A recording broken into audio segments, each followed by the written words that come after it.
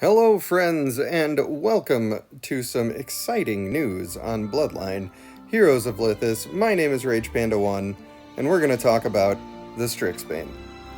So, starting off with a look at their stats, they have the highest health among the assassins, and their base attack is almost as high as the Lycanus, which is pretty impressive. So, the one that I think is going to be better is the female. And the female teleports to the back line instantly when the battle starts. Instantly. That's a key thing. I think that's huge. And her dodge rate is increased at max level up to 30% for 5 seconds. That dodge also works to stack her attack, and every time she dodges, she gets an extra 10%. So I think that's amazing. She gets up to 5 stacks. And she can use those 5 stacks to cause a stun with her active ability. Now, the wording is wrong here. It says when N layers of mark are consumed, stun the target, but the developers have said that that means 5 stacks, so that's what I'm going with for now. Also, the stacks that you consume increase the damage of your active. So why do I think she's so good? Well, when she teleports to the backlines, unfortunately you don't get to pick your target. She's going to target the person with the lowest defense. But generally the people in the backlines are the ones you wish were dead first anyway. Usually that means either one of their healers or one of their big burst mages. Either way, you're pretty happy about it.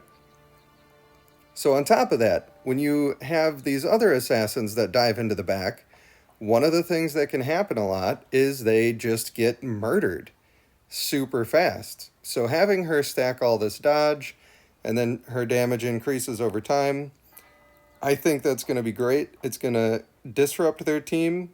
You're going to kill targets that you want to be killing, and she should be fairly survivable considering she has very high health for an assassin and all the dodge. So then for him, he has less survivability, except in his active, where he is untargetable for the duration.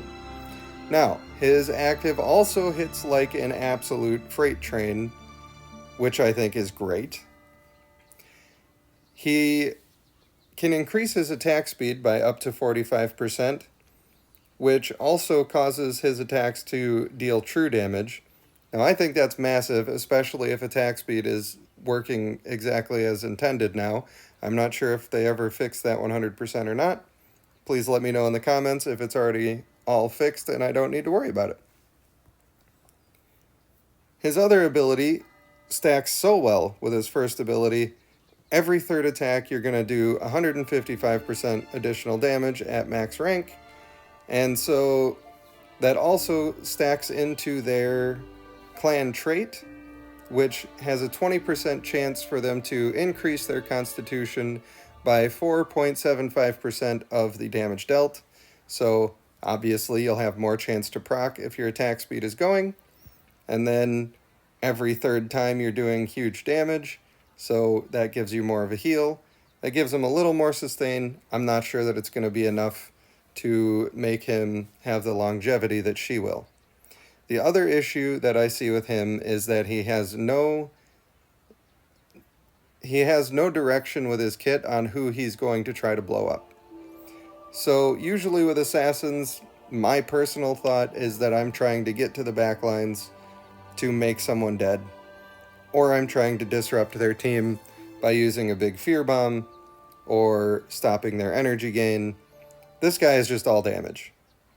So I think that can be good, but when it's not working, it's going to really not work.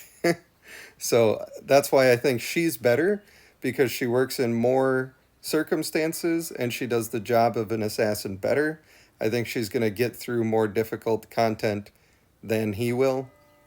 Do I think that they are great and awesome, and should you be trying to get them?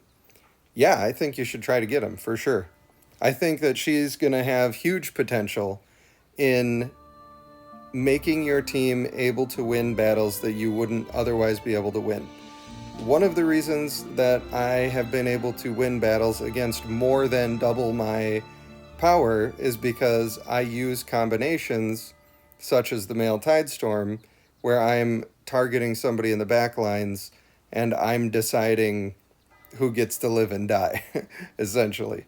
And the backline people are the ones that you need dead, because you're gonna have the enemy Lux back there that's charming you and ruining your day, the enemy healers back there that are making them sustain way too long, or the enemy burst mages that are just making you die faster than you would like to die.